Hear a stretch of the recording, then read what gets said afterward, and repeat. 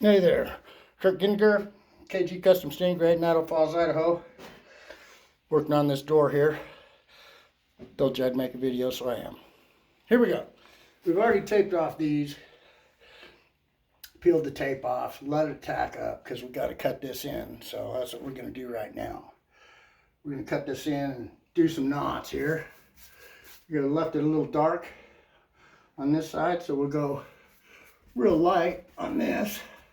You just got to cut it in nice, or try cutting it in. And then we're dry brushing. We're just using the gel stain off our lid right here. Not using the whole can. So we're gonna brush this in like this, like that.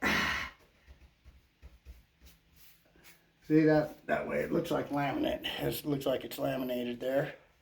So I'm going to pause this for a minute and do that, and then I'll show you some knots. Okay, got that done. Now, this is just a base coat. Probably won't look nothing like this when I'm done because I got two more colors going to go on it. Basically, what I'm going to do is tap that knot right there with pretty thick stuff. And I'm just tapping my brush on it. Now I'm going to take two bristles or so and make everything kind of go outward on it. Wiggling my brush as I go like this,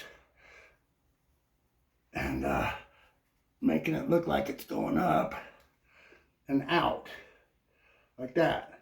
That is probably good for this coat because I'm going to use two more colors. So this is really rough. This is roughed in. It's just roughed in. So here, that one's just a small one, so I'm just going to bruise around it. And then so that's just, like I said, it's really rough. I don't like that too well. I'm going to just go ahead and do a little less. A little less right there. There, that's better. A little less. Less is better sometimes, huh? So, that's that. So I take these off. When I'm done, you won't see these stripes as much because I got two more colors that are going to go on them. And, you know, basically what I'm doing is I'm dry brushing. I got a 2-inch brush. First thing you're going to do is ruin your brush. That's what you do with gel stains. You ruin your brush, so don't worry about it. Buy another one if it gets too bad. You know, you're charging for it. So over here, I'm going to do the same thing right here. I'm going to try to get out of your way so you can see. So I'm just barely putting a little bit on my brush and dry brushing it, scrubbing. This is how you ruin a brush, but it's also how you gel stain stuff. So I don't want to reactivate that and have it come off. I want to keep my line there, so I'm just cutting that in. I really don't want to mess that up because it went up into here, because this is all one panel clear to this trim. So we want it to look good there. So basically I just go over the whole dang thing here like this, get it all colored. Doesn't matter how perfect it is, because wood's not perfect. Wood's not perfect, so you don't want it to look perfect.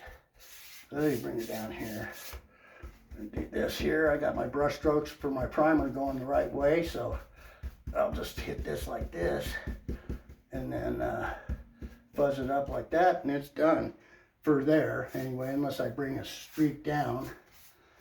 And so we'll do this and put it on thick and then run it kind of thinner over here by this line like this. There we go. I'm trying to hurry here so I don't bore you with my dry brushing. And then we'll do this here.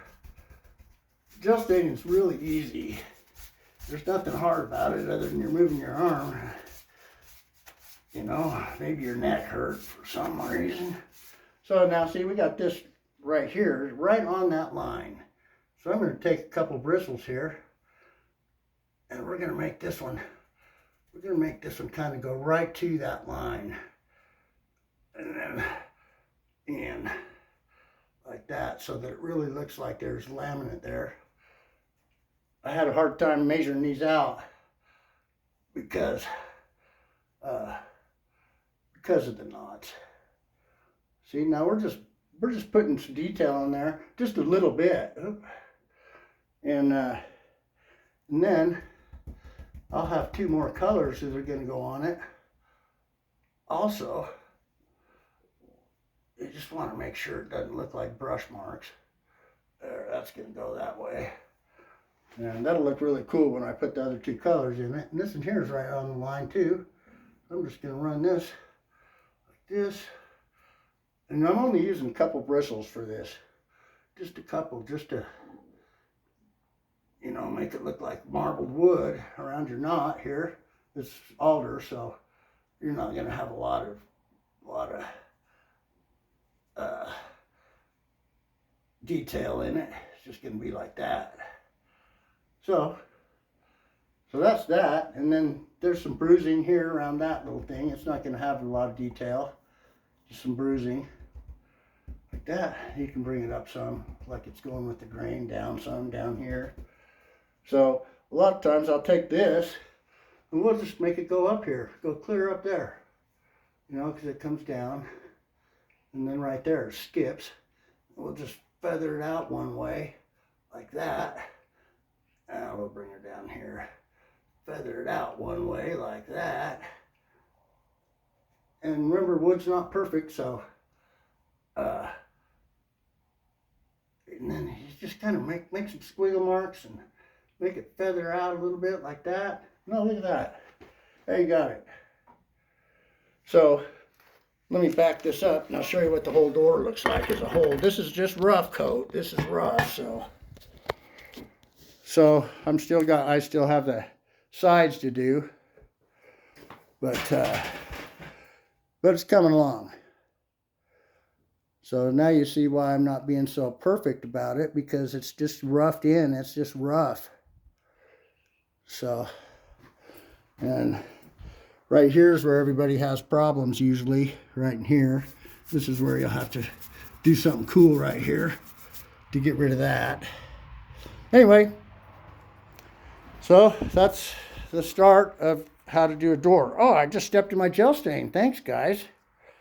Anyway, that's how to start it.